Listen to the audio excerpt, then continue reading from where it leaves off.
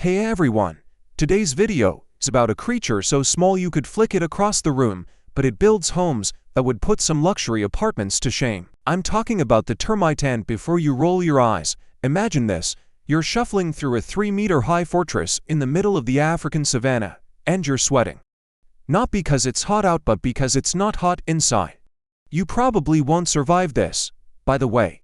You've just wandered into a termite super colony, and unless you enjoy being dissolved by soldier spit or cooked alive by sun trap vents, you're in for a short visit. So before you get comfortable, take a moment to like the video and subscribe, but only if you really like what I do here. And hey, post your location and local time in the comments so I can see where you're crawling in from. Now, turn off the lights, maybe turn on the fan for some soothing nose, and let's watch today's video. You duck under a hardened clay archway the size of your torso, and it hits you. This isn't just a home. It's a textbook written in mud, fungus, and spit. Every tunnel you pass is perfectly calibrated for airflow. Every chamber hums with controlled humidity. You're standing in something that took thousands of engineers to build, none of whom can read or write, but all of whom know. You round a corner and bam, nursery room. Thousands of larvae squirm in perfect rows, tended by nurses who've never met the queen but follow her scent like it's gospel. You don't need a chalkboard here, you need antennae and patience. And it's not just structure, it's function. Over there. Fungus farm, yes. Termites are legit farmers. They chew up wood, poop it out, plant fungus in the poop, then eat the fungus. Circle of life, baby. Meanwhile, you spot a dead gecko being unceremoniously dismembered by a cleanup crew.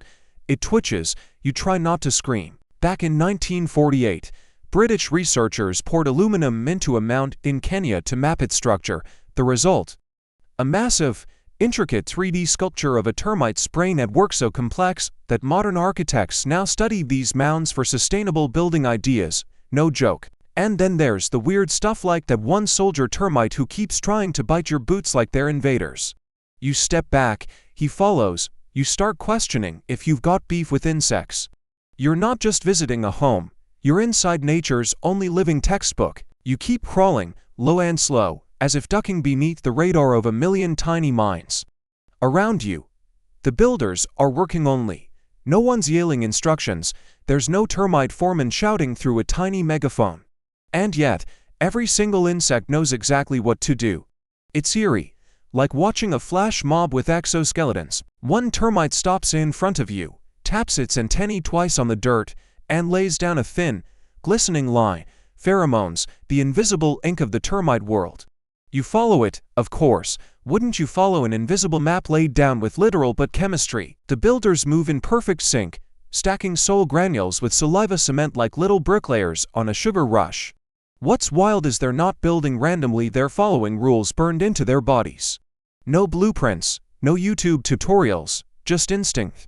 You're basically watching construction workers that were born knowing load-bearing math. And then you hear it, a subtle, rhythmic clicking.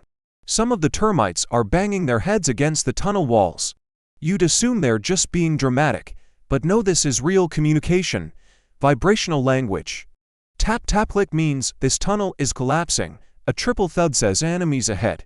And you thought your office Slack channel was chaotic. In Brazil back in 2017, scientists discovered a termite mound field so massive, it covers more land than the UK for 1,000 years of continuous building.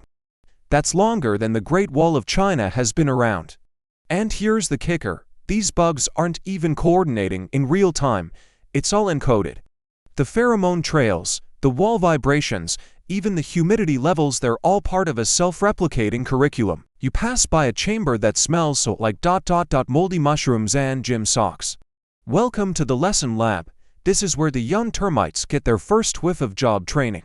One whiff, and boom, they either become diggers, guards, or garbage collectors. You don't choose your major here, your nose does. And then, of course, something ridiculous happens. A rogue termite carrying a seed pod runs straight into a cluster of soldiers, drops it, and chaos erupts, antennae flailing, mandibles clacking. For 2 minutes, it's like Black Friday at a garden store. You step back and let them work it out. Maybe this is part of the syllabus too. How to handle unexpected seeds 101. You thought books needed pages, turns out, termites write with trails and chew with purpose. You duck into what feels like the heart of the structure, now deep enough that the walls strum with heat and breath, like the termite mound itself is alive and dreaming. And honestly, it kind of is. You touch the wall, it's warm, damp, and pulsing slightly from the rhythmic movements of thousands of legs behind it. It's like placing your hand on the binding of a living book. But here's the twist. This book doesn't just contain knowledge, it teaches it. Everything here, the curvature of the tunnels, the vertical shafts, the thickness of walls, it's not random. It's functional memory. When a new termite is born and stumbles through these halls, it's learning through layout. Tunnel to hot, don't build like that again. Airflow smooth here, copy this angle. Every design is a mistake corrected over 1,000 generations. The mount is the curriculum. You sit near a ventilation shaft and realize the temperature hasn't changed since you enter. That's not a coincidence. The structure manages internal climate so efficiently that it maintains near constant conditions in 40 degrees Celsius heat. Termites do this without thermostats or Google. They learn through failure, and their school is the shell they live in. And guess what? You're not the first to study here. Ancient humans observed termite mounds to find underground water. African tribes use them as natural fridges. Even NASA took notes for Martian habitat designs. Real talk. Termites might be better survivalists than us. Then something weirdly poetic happens. A soldier stumbles into a wall and just stays there, twitching slightly. You think he's broken until 5 more termites gather and start adjusting the wall around him, like he's a compass needle. Turns out, he's emitting emergency vibrations through his legs, alerting the colony to a weak point in the structure. The mound listens, it learns. Flashback to 1923. A South African botanist cut a mound in half to study its layout. Days later, the termites rebuilt it exactly the same shape. Not similar, exactly. As if the architecture wasn't just memory, but identity. If termites had a motto, it'd be "We don't forget, we just rebuild smarter." So no, the textbook isn't in their heads. It's all around them. Walk through it, breathe it. Touch a wall, and you're touching centuries of instruction. The air shifts, the hum fades, and slowly, you feel the mound breathing you out, like a teacher closing the book on today's lesson. You're back in the world of wine and nose and sun, but you're carrying the silence with you. Next time you step into a building, run your hand along the wall, feel for stories, listen for instinct. Because sometimes, the smartest architects are the ones who never say a word, just chew, tilt, and remember.